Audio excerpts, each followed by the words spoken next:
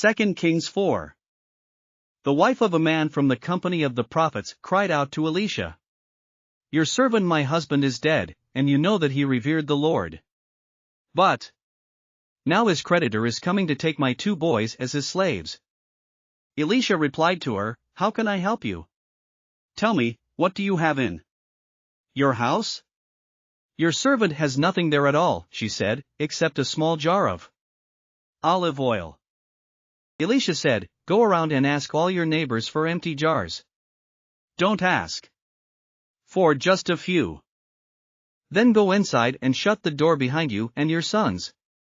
Pour oil into all the jars, and as each is filled, put it to one side." She left him and shut the door behind her and her sons. They brought the jars to her and she kept pouring.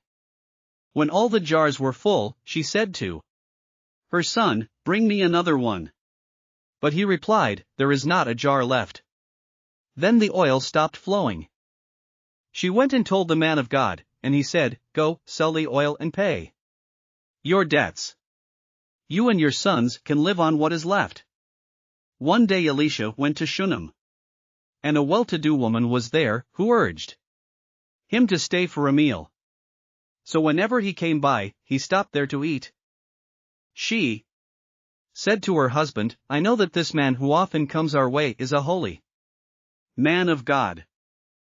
Let's make a small room on the roof and put in it a bed and a table, a chair, and a lamp for him. Then he can stay there whenever he comes to us."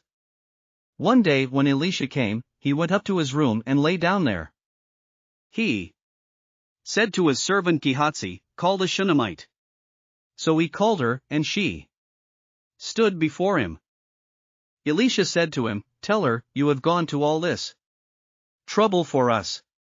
Now what can be done for you? Can we speak on your behalf to the king or the commander of the army?"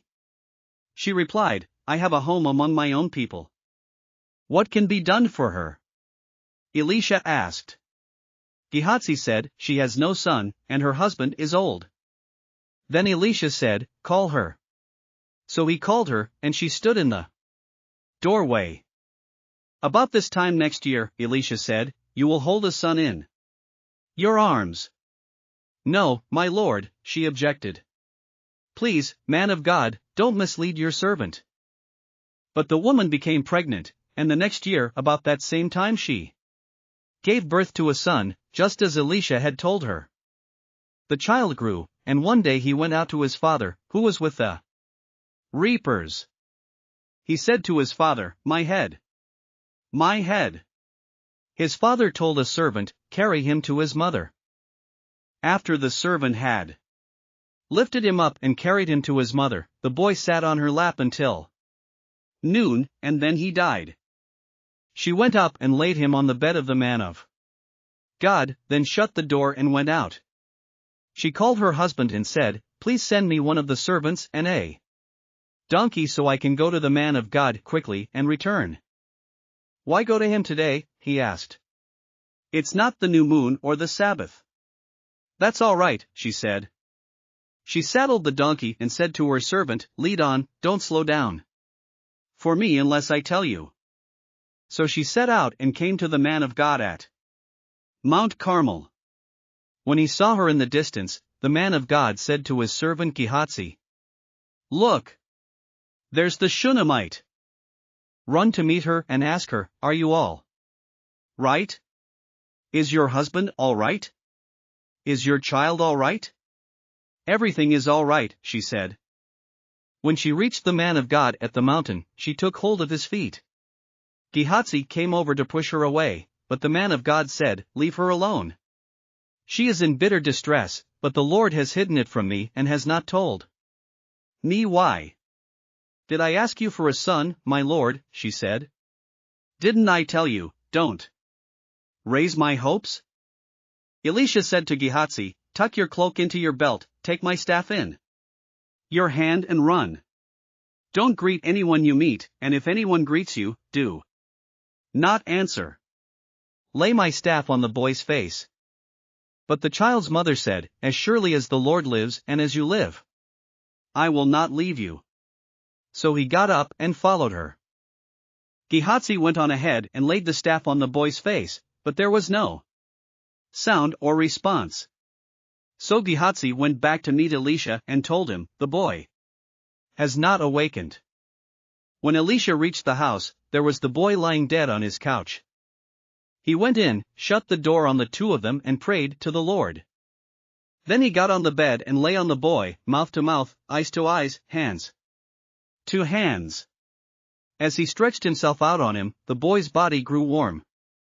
Elisha turned away and walked back and forth in the room and then got on the bed and stretched out on him once more.